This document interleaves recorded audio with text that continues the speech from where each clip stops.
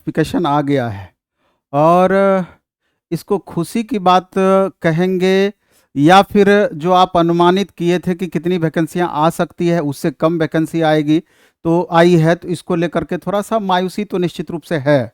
लेकिन जो है आपके सामने है और मेरे ख्याल से जो तर्क बताया जा रहा है कि रेलवे के द्वारा हम प्रत्येक साल वैकेंसी देंगे, ये तो आगे आने वाले दिनों में पता चलेगा कि क्या प्रत्येक साल एग्ज़ाम कैलेंडर मेंटेन रहेगा, क्योंकि अभी ही एग्ज़ाम कब होना है वो मेंटेन नहीं है। तो अगर प्रत्येक साल वैकेंसी आती है और नंबर ऑफ वैकेंसीज एनटीपीसी का इसी हिसाब से आती है तो थोड़ा सा संतोष हो सकता है। और नहीं तो एक जो आपने आशा लगा रखा था कि लगभग 20,000 की वैकेंसी आएगी, उसके आधा से ज़्यादा थोड़ा सा वैकेंसी देखने को मिल रही है। आपका 11,558 पोस्ट, थोड़ा सा यहाँ पर मायूसी है। लेकिन संभावनाएं भी बताई जा रही है कि मे भी जिस हिसाब से एएलपी का वैकेंसी बढ़ा, टेक्नीशियन का वैकेंसी बढ़ा, हो सकता है कि आपका इस रेलवे एनटीपीसी का भी वैकेंसी आगे चल करके बढ़ जाए। और कई सारे इसमें बदलाव किए हैं। एक तो इसमें नंबर ऑफ पोस्ट जो दिया गया है, पिछली बार आप देखे होंगे कि रेलवे एनटीपीसी की वैकेंसी में टोटल ग्रेजुएट लेवल और अंडर ग्रेजुएट लेवल मिला करके 13 तरह की पोस्ट आई थी, 13 कैटेगरी की वैकेंसी आई थी, लेवल 2 से लेकर के आपका लेवल 6 तक में।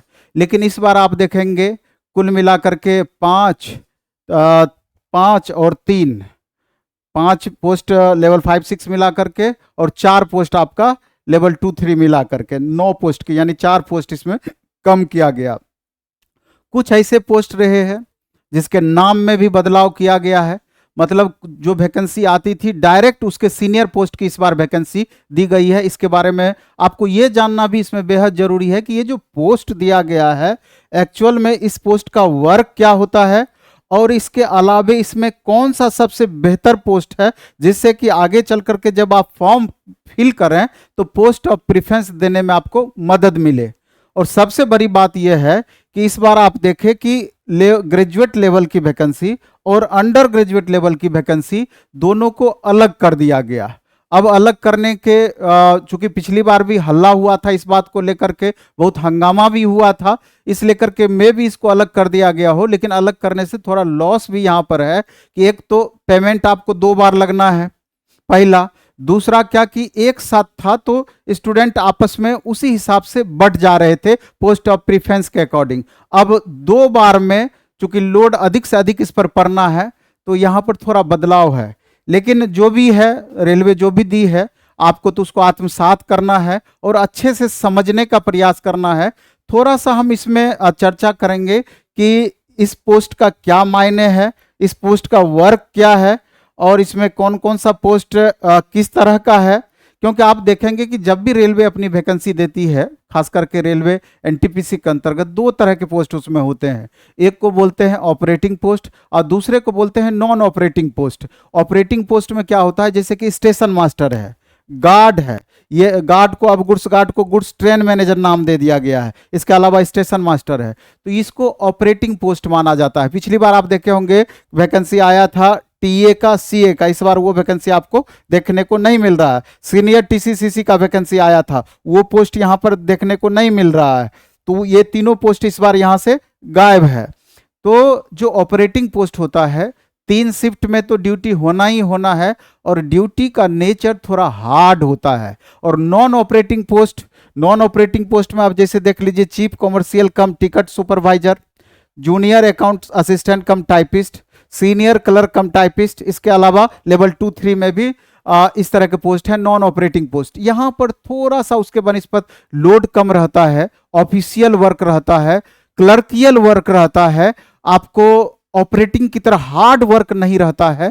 तो वर्क का नेचर थोड़ा सा इसका अलग होता है। इसलिए जो शांति प्रिय छात्र हैं, जो कि शांति की तलाश में ज़्यादा रहते हैं, ज़्यादा तनाव नहीं लेना चाहते हैं, तो निश्चित रूप से नॉन ऑपरेटिंग पोस्ट को वरीयता देंगे और सेकेंडरी ऑपरेटिंग पोस्ट होगा। हालांकि बेरोजगारी जिस हिसाब से चरम पर है, किसी भी सूरत में आपको एक पोस्ट होल्ड होना चाहिए, एक जॉब मिलना चाहिए, प्रायोरिटी ये होता है। तो चलिए हम थोड़ा थोड़ा करके चर्चा करेंगे तो आपको बहुत बातें समझ में आएगी। सबसे पहले इस पोस्ट के बारे में बताने से पहले हम एक चीज बता देना चाहते हैं कि मेडिकल स्टैंडर्ड, आप देख रहे हैं कि मेडिकल स्टैंडर्ड में अगर हम बात करें कि चीफ कॉमर्शियल कम टिकट सुपरवाइजर, इसका B2 मेडिकल स्टैंडर्ड है, जबकि स्टेशन मास्टर और गुड्स ट्रेन मैनेजर ये दोनों का A2 स्टैंडर्ड दिया हुआ है। विजन का ये स्टैंडर्ड एक्चुअल में है। और जूनियर अकाउंट असिस्टेंट कम टाइपिस्ट इसका C2 है, और इसके बाद सीनियर क्लर्क कम टाइपिस्ट इसका भी C2 है।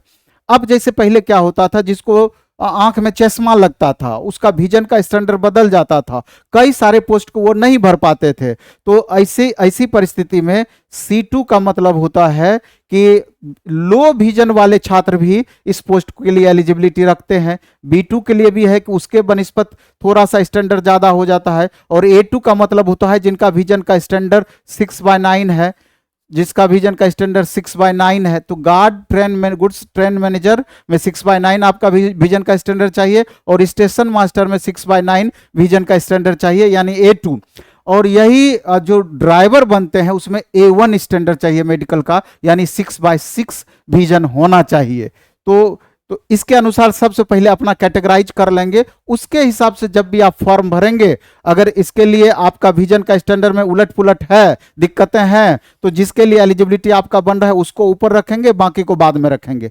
अब आते हैं, अगर आप बोलेंगे कि चीफ कॉमर्शियल कम टिकट सुपरवाइजर, और ये जो बाकी लेवल 6 और लेवल 5 में सबसे बेहतर पोस्ट किसको मानेंगे, तो मेरे ख्याल से सबसे बेहतर पोस्ट इसमें चीफ कॉमर्शियल कम टिकट सुपरवाइजर हो जाएगा। ये सबसे बेहतर पोस्ट इसको आपका माना जाएगा, क्योंकि ये जो पोस्ट होता है ये एक तरीके से थोड़ा सा, अगर स्टेशन मास्टर के बारे में बता दें तो इसके बारे में आपका क्लियर हो जाएगा। स्टेशन मास्टर क्या है? स्टेशन मास्टर सबसे चर्चित पोस्ट है रेलवे का। आप किसी से पूछेंगे दूसरा पोस्ट के बारे में नहीं भी जानेगा, लेकिन स्टेशन मास्टर के बारे में सभी कोई जानते हैं। और ये बहुत ही ज्यादा रिस्पॉन्सिबिलिटी वाला पोस्ट है। आप देखेंगे कि स्टेशन पे किसी भी तरह का कोई भी घटना होगा, उसके लिए रिस्पॉन्सिबल स्टेशन मास्टर को ही लोग मानते हैं।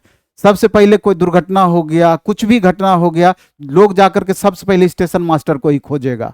इस लेकर के बेचारा डरे भी रहते हैं कोई तरह के घटना परिघटना होने पर। और इनका ड्यूटी का नेचर भी बहुत हार्ड है, तीनों शिफ्ट में ड्यूटी होना है। कोई भी तरह का स्टेशन पर घटनाएं घटती है तो सबसे जो ज्यादा लोड इन्हीं पर आके ठहरता है। तो इसे लेकर के, इसको लेकर के थोड़ा सा बच्चे जो सीरियस होते हैं, जो अन्य पोस्ट की जानकारी रखते हैं, अगर इस दोनों में लेवल 6 में अगर तुलना करने के लिए बोलेंगे तो प्रायोरिटी वो चीफ कॉमर्शियल कम टिकट सुपरवाइजर को देंगे, तब जाकर के स्टेशन मास्टर को देंगे। और अगर आप भी फॉर्म जब भरेंगे तो प्रायोरिटी में इसी पोस्ट को ऊपर रखेंगे। और दूसरा कि नॉन ऑपरेटिंग पोस्ट भी है, सप्ताह में 5 दिन उसका ड्यूटी होना है। स्टेशन मास्टर का आपका सप्ताह में 6 दिन ड्यूटी होना है, तीनों शिफ्ट बदल बदल के होना है। और इसका नाइट ड्यूटी में भी होता है लेकिन कम होता है, लेकिन स्टेशन मास्टर का रेगुलर वे में रोटेट होता है। इस बात को समझना है। चीफ कॉमर्शियल कम टिकट सुपरवाइजर का अर्थ होता है कि जैसे स्टेशन पर आप का टिकट जो चेकिंग करते हैं उसके ही बॉस हो गए। पार्सल में भी पहले सीनियर TCCC करके पोस्ट आता था, ये डायरेक्ट उससे एक पोस्ट ऊपर का इस बार वैकेंसी दे दिया गया है। जनरली ऐसा नहीं होता था, पहले सीनियर TCCC 2 साल काम करते थे, जब प्रमोशन होता था तो जाकर के इस पोस्ट पर पहुंचते थे। इस बार डायरेक्ट इसकी वैकेंसी दे दी गई है, इसलिए पूरे रेलवे में अभी जो वैकेंसी आई है इससे अच्छा पोस्ट कोई नहीं है। इससे चीफ कॉमर्शियल कम टिकट सुपरवाइजर से एक ग्रुप है, मान लीजिए टिकट चेकिंग करने वाले स्टाफ का, उनका ये बॉस है। एक ग्रुप है पार्सल का, उनका ये बॉस है। एक ग्रुप है बुकिंग का, उनका ये बॉस है। तो इस तरीके से ये कैटेगराइज किया हुआ। स्टेशन मास्टर के बारे में आप समझ ही गए हैं, पे स्केल सबका समझ ही गए हैं। इसके बाद गुड्स ट्रेन मैनेजर, एक समय में ऐसा होता था कि गुड्स ट्रेन मैनेजर, इसको पहले गुड्स गार्ड बोलते थे और बाद में चलकर इसका नाम में थोड़ा सा बदलाव किया गया है, गुड्स ट्रेन मैनेजर इसका नाम दे दिया गया। बहुत रिस्पॉन्सिबल पोस्ट भी है और बहुत रिस्पॉन्सिबिलिटी के साथ इनको रेलवे का पहले दामाद बोला जाता था। कारण ये होता था कि इनका पूरा ध्यान रखा जाता था स्टेशन पर। पहले की बात कर रहे हैं, अब थोड़ा सा बदलाव हुआ है। पहले क्या होती थी, जैसे जहां इनका डेस्टिनेशन होता है, गंतव्य स्टेशन होता था, जैसे ही ट्रेन पहुंची चूंकि वर्कलोड इन पर ज़्यादा रहता था, अब डिस्टेंस ही मेंटेन होता था, ओवर टाइम भी इनको मे भी ट्रेन जहाँ तक गंतव्य स्थान तक पहुँचती थी इनको जाना होता था, और तुरंत ही जहाँ उतरे कि इनके ठहरने के लिए आप देखेंगे कि गार्ड के ठहरने के लिए गार्ड रूम स्पेशल पहले स्टेशन पे होता था, अभी भी होता है गार्ड रूम स्पेशल, वहाँ अच्छा स्वच्छ बेडशीट लगा हुआ रहता था। और जैसे ही गार्ड साहब पहुंचे, एक 4th ग्रेड का स्टाफ इनके साथ लग गया, सर क्या खाइएगा क्या पीजिएगा। तो पहले क्या होता था कि खाने के लिए इनको पैसा देना होता था और तुरंत स्टाफ ला करके बना करके गरम गरम इनको खाना खिलाती थी, और कि किसी तरह का गार्ड साहब को दिक्कत नहीं हो जाए कि लाल के बदले में हरी, हरी के बदले में लाल झंडी ना दिखा दे, इसलिए करके इनको बहुत ही आदर पूर्वक इनको रखा जाता था। अब थोड़ा सा बदलाव हुआ है इसमें, लेकिन अभी भी अगर रेलवे के सारे पोस्ट को ले लिया जाए और कहा जाए कि सबसे ज्यादा पेमेंट कौन उठाते हैं, तो सबसे ज्यादा पेमेंट गुड्स ट्रेन मैनेजर ही उठाते हैं। एक गुड्स ट्रेन मैनेजर मिनिमम आपको ₹1,00,000 से कम पेमेंट नहीं उठाते हैं इनको, क्योंकि रनिंग अलाउंस अलग मिलता है और अदर अलाउंस भी इनको बहुत ज़्यादा मिलता है और ड्राइवर को भी मिलता है। लेकिन ये तो ड्राइवर का बॉस हो गया, गार्ड हो गया, ये आपका लेवल 5 का पोस्ट हो गया और ड्राइवर अलग लेवल का पोस्ट हो गया, आप देख रहे हैं। तो स्वाभाविक रूप से सबसे ज़्यादा अगर पेमेंट के मामले में देखा जाए तो गुड्स ट्रेन मैनेजर ही होते हैं। और इसका एग्जाम पर भी हम प्रोसेस पर भी आएंगे कि कितने चरण में इसका एग्जाम होता है। इसके बाद जूनियर अकाउंट्स असिस्टेंट कम टाइपिस्ट, जूनियर अकाउंट असिस्टेंट कम टाइपिस्ट ये ऐसा पोस्ट होता है कि जनरली इसका पोस्ट हेडक्वार्टर अथवा डीआरएम ऑफिस में ही मैक्सिमम इसका पोस्टिंग होता है और ऑफिशियल वर्क है। और इनका जो वर्क होता है जैसे सैलरी स्लिप बनाना, पेंशन से रिलेटेड वर्क हो गया, और भी कुछ क्लर्कियल जिसको बड़ा बाबू टाइप का बोलते हैं कि जो एंट्री करते हैं आपके पेमेंट वगैरह का, बहुत ही महत्वपूर्ण पोस्ट होता है। बिना आप रेलवे के एम्प्लॉय हैं तो बिना इससे भेंट किए हुए आपका काम नहीं चलना है, किसी ना किसी रूप में इनसे आपका काम पढ़ना ही पढ़ना है। और उसी तरह का मिलता जुलता पोस्ट आपका सीनियर क्लर्क कम टाइपिस्ट का भी उसी तरह का मिलता जुलता पद भी है और मिलता जुलता इनका वर्क भी है। जनरली ये सैलरी से रिलेटेड, रिटायरमेंट से रिलेटेड वो जो लेखा जोखा बनाते हैं, तो जनरली ये वही काम करते हैं, सीनियर क्लर्क कम टाइपिस्ट। तो आप वर्क के नेचर के हिसाब से समझ गए। और इसमें अगर आप देखेंगे कि एग्जाम के बारे में, तो स्टेशन मास्टर में आप देख रहे हैं कि पीटी होगा, सीबीटी 1 होगा, सीबीटी 2 होगा, इसके बाद आपका साइको होगा। स्टेशन मास्टर में साइको 2 ही पोस्ट में होता है, 3 पोस्ट में। तो एक इसमें इस बार जो वैकेंसी निकली है उसमें 2 पोस्ट में आपका साइको, 1 पोस्ट में साइको है स्टेशन मास्टर में, इसके अलावा एएलपी में साइको होता है। तो इसके बाद इसमें देखा जाए तो 3 चरण में एग्जाम हो गया। गार्ड गुड्स ट्रेन मैनेजर में 2 फेज में एग्जाम होता है, सीबीटी 1 और सीबीटी 2। उसी के आधार पर आपका सीबीटी 2 के आधार पर मेरिट बनता है। चीफ कॉमर्शियल कम टिकट सुपरवाइजर, इसमें आप देख लीजिएगा जनरली ये पोस्ट, और जूनियर अकाउंट असिस्टेंट कम टाइपिस्ट, सीनियर क्लर्क कम टाइपिस्ट, ये पोस्ट में आपका पीटी होगा, मेंस होगा, यानी सीबीटी 1 होगा, सीबीटी 2 होगा, और टाइपिंग होता है। तो इसमें आप देख लेंगे, इस दोनों में तो टाइपिस्ट रहेगा, सुपरवाइजर वाले पोस्ट में भी देख लेंगे आप। तो अगर इसमें पोस्ट ऑफ प्रेफरेंस देने की बारी आएगी भविष्य में, तो सबसे पहले आप इसको 1 नंबर में रखेंगे, इसके बाद स्टेशन मास्टर को 2 नंबर में रखेंगे। और अगर मेडिकली अनफिट आप रहते हैं, मेडिकली अगर आप फिट नहीं है, तो ये पोस्ट ऑफ प्रेफरेंस आपको बदलना पड़ेगा और मेडिकल फिटनेस के अकॉर्डिंग आप पोस्ट ऑफ प्रेफरेंस देंगे। उसके बाद तीसरा आप गार्ड को भी दे सकते हैं, नहीं तो इस दोनों में भी ऊपर रख सकते हैं, क्योंकि गार्ड में क्या होता है कि थोड़ा सा तनाव वाला पोस्ट होता है कि आप अपने गंतव्य स्टेशन से निकलेंगे तो हो सकता है कि आपको 12 घंटे के बाद लौटना ना पड़े, 24 घंटे के बाद ही घर आना पड़े, या 36 घंटे भी लग सकते हैं, इस तरह की कंडीशन होता है। तो ऐसी स्थिति में घर में थोड़ा सा कलह की स्थिति पत्नी के सामने बना हुआ रहता है, इसलिए बहुत आदमी इस पोस्ट को लाइक नहीं भी करते हैं, जो पैसे को प्रेफरेंस सिर्फ नहीं देते हैं। क्योंकि ये दोनों नीचे वाला ऐसा पोस्ट है कि ड्यूटी आपका सप्ताह में 5 दिन होना है, तनाव रहित पोस्ट है, थोड़ा सा आराम का लाइफ है। तो अगर इस तरह के आप नेचर के हैं तो इस दोनों पोस्ट को आप प्रेफरेंस दे सकते हैं। चलिए हम आगे बढ़ते हैं। आगे देख रहे हैं कॉमर्शियल कम टिकट क्लर्क, और जैसा कि हम पहले से लिख रखे हैं उसके बारे में कि ये टिकट चेक करना इनका मेन वर्क होता है, टिकट चेकिंग स्टाफ होते हैं। जूनियर क्लर्क कम टाइपिस्ट, अकाउंट क्लर्क कम टाइपिस्ट, इनका भी जो उधर जो लेवल 5 का पोस्ट दिखाए उसी का नीचे का पोस्ट ये दोनों है, उसी के इनका भी काम वही है, रिटायरमेंट पेंशन वगैरह से रिलेटेड बनाना, या फिर जो आपका पेमेंट बनता है मंथली, उसका स्लिप तैयार करना, उसमें आप कितने दिन एब्सेंट रहे, प्रेजेंट रहे, आपका जो कटता है उसको घटा के ओवर ड्यूटी आपका क्या हुआ है वगैरह वगैरह ऐड करके आपका पेमेंट स्लिप बनाना वगैरह इनका मुख्य वर्क है। तो इस तरह आप देख रहे हैं ये लेवल कॉमर्शियल कम टिकट क्लर्क, ये सीनियर टीसीसीसी का ये जूनियर हो गया उसका, इसका ये लेवल 3 का पोस्ट है। और ये दोनों रिटायरमेंट पेंशन से रिलेटेड हम बता दिए। और ट्रेन्स क्लर्क, ट्रेन्स क्लर्क बेचारे क्या हैं आप समझिए, रेलवे में इसको थोड़ा नीचे लेवल का पोस्ट, अपने लेवल में लेवल 2 का सबसे नीचे लेवल का पोस्ट माना जाता है। एक्चुअली में आप जब स्टेशन सब पर कभी गए होंगे, अगर गौर किए होंगे स्टेशन पर कि कभी कभी जब गुड्स ट्रेन गुजरती है तो रेलवे का कोई स्टाफ आप देखे होंगे कि अब तो लैपटॉप वगैरह आ गया या फिर उसका दूसरा स्वरूप आ गया, नहीं तो एक डायरी लेकर के बैठे हुए रहते थे और आपको लगेगा कि ये लगता है कि रेल के बॉगी को देख करके कुछ नोट करते रहते हैं, बॉगी नंबर वगैरह नोट करते रहते हैं कि इस गुड्स ट्रेन में कितनी बॉगियां थी और किस बॉगी का नंबर क्या रहा है वगैरह वगैरह, कुछ उसका ये नोट करते रहते हैं। तो ये जो नोट करने वाले हैं स्टाफ, उसको ट्रेन्स क्लर्क कहते हैं। तो इसका वर्क थोड़ा सा नेचर हार्ड होता है कि जिस तरह का वर्क है उस हिसाब से थोड़ा सा वर्क के नेचर हार्ड माना जाता है। तो अगर यहां पर अगर पोस्ट ऑफ प्रेफरेंस देने की बारी आएगी तो मेरे ख्याल से इसको 1 नंबर आपको मानना है। इस दोनों में आप देख लेना है, कोई भी पोस्ट को 2 नंबर या 3 नंबर पर रख सकते हैं और लास्ट में ये पोस्ट को आप 4 नंबर पर रखेंगे। तो इसी तरीके से आपको सजाना है। और इसके अलावा मेडिकल स्टैंडर्ड को फुलफिल आप कर रहे हैं कि नहीं, इसको भी देखना है, ये मुख्य है। अगर इसको फुलफिल कर रहे हैं तो इस हिसाब से सजाना है, नहीं तो इसके हिसाब से उथल पुथल आप कर सकते हैं। और वैकेंसी के दृष्टिकोण से देखा जाए तो सबसे ज्यादा जो ये ट्रेन्स क्लर्क का पोस्ट है, इसी की वैकेंसी सबसे ज्यादा है। और आप देख रहे हैं कि कमर्शियल कम टिकट क्लर्क, इसकी वैकेंसी 2022 है। तो सजाने में इसको तो नंबर 1 पे रखना ही है, तो इससे बहुत ज्यादा आपको फर्क नहीं पड़ेगा। अगर अधिक से अधिक मार्क्स आएगा तो प्रेफरेंस के अकॉर्डिंग आपको पोस्ट मिल जाएगा, नहीं तो फिर पोस्ट में आपको दिक्कतें रहेंगी। तो पोस्ट ऑफ प्रेफरेंस कैसे रखना चाहिए, बोर्ड का सिलेक्शन किस अनुसार करना चाहिए, तो जब इसकी वैकेंसी डिटेल आ जाएगी कि हर बोर्ड में अलग अलग कितनी वैकेंसियां आई है, तो उस हिसाब से उससे रिलेटेड वीडियो बनाया जाएगा।